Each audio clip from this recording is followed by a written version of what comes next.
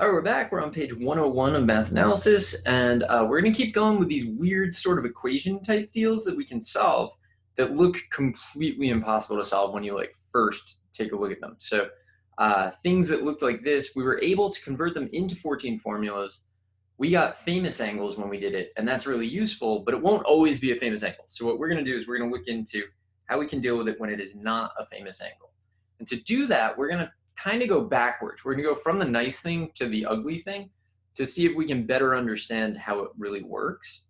So for example, suppose we have an angle x that we know pretty much nothing about, and an angle y whose terminal side in standard position passes through the point 3,4. So we don't know anything really about x, but we do know that y is going through the point 3,4.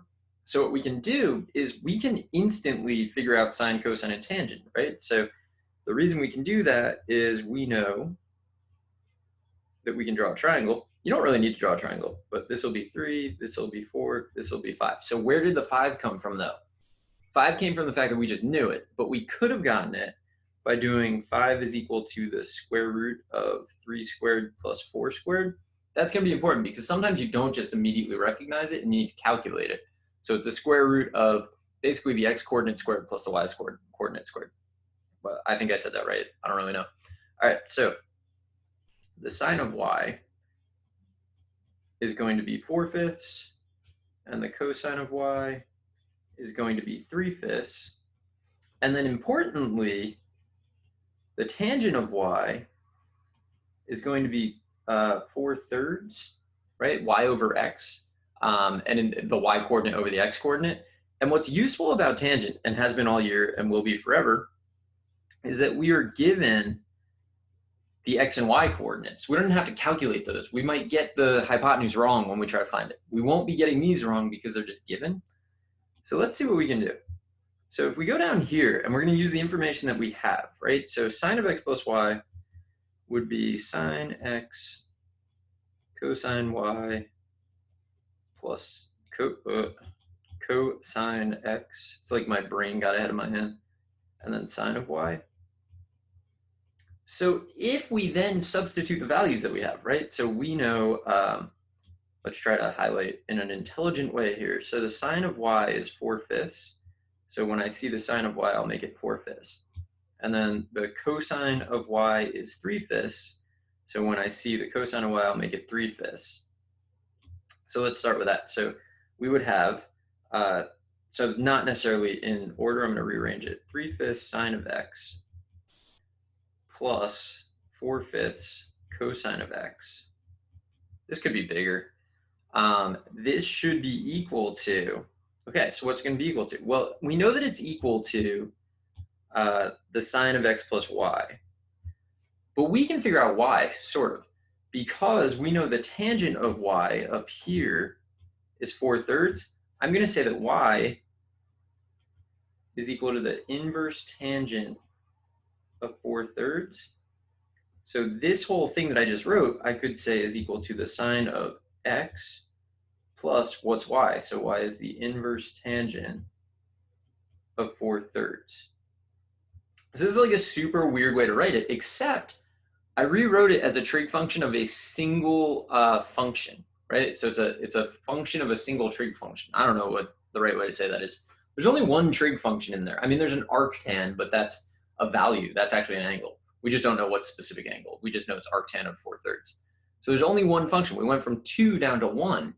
That's incredibly useful because everything we know how to do basically involves having only one thing. We could do this in any of 4 different ways. So here, if I have sine of x minus y, it's sine x cosine y, and then minus cosine x sine y. And then when we do our substitutions, so the cosine of y, so this will be 3/5 sine x. I'm kind of like stealing values from up above. The sine of y is 4/5, so minus 4/5. The what are you doing? Cosine of x. And I know, given everything that I have, that this should be equivalent to the sine of x minus y, where y is the arctan of 4/3. Okay, so this suggests to me that sometimes you will look at these things and you'll have to decide what formula to use. So if you're looking at this and you see sine times something and then cosine times something, a good choice is sine of either x plus y or x minus y. How are you going to decide? You're going to decide because of the symbol, right? So this is a plus, so sine of x plus y. This is a minus, sine of x minus y. These are the ones that make the most sense to use. And then here, if we have cosine of x plus y, that's cosine x, cosine y, and then minus sine of x, sine of y. So can I steal values for this? Well, it's going to be the cosine of y is 3/5, so 3/5 cosine x, and then minus the sine of y is 4/5, so 4/5 sine of x.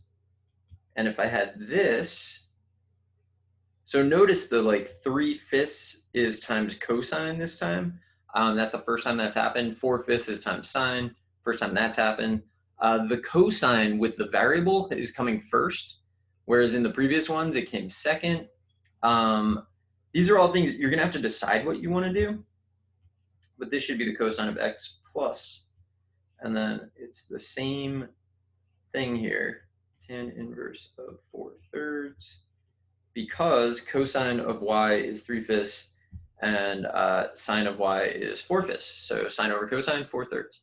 And then we could also make the choice here. So this, I'll be honest, when we do this in class, this part usually doesn't sink in right away. Cosine, cosine. And sometimes you have to do a bunch of problems before it makes a lot of sense to you. But basically, we're going to be able to choose which of these formulas we want to use based on what it looks like. And I like to lead with a positive coefficient. So if I can, I'll rearrange it so there's a positive thing. And then I like to rewrite them so that the thing with the variable comes first. So like in the first one, if I had to rewrite this to actually work out what's happening, I would rewrite it as sine of x times 3/5 plus cosine of x times 4/5. If I had to rewrite this one, I would make it cosine of x times 3/5 minus sine of x times 4/5. I like to put the variable first. It doesn't really matter, especially if you're comfortable with even and odd functions, but it just like you can make your life a little bit easier by doing that. So 3/5 cosine of x,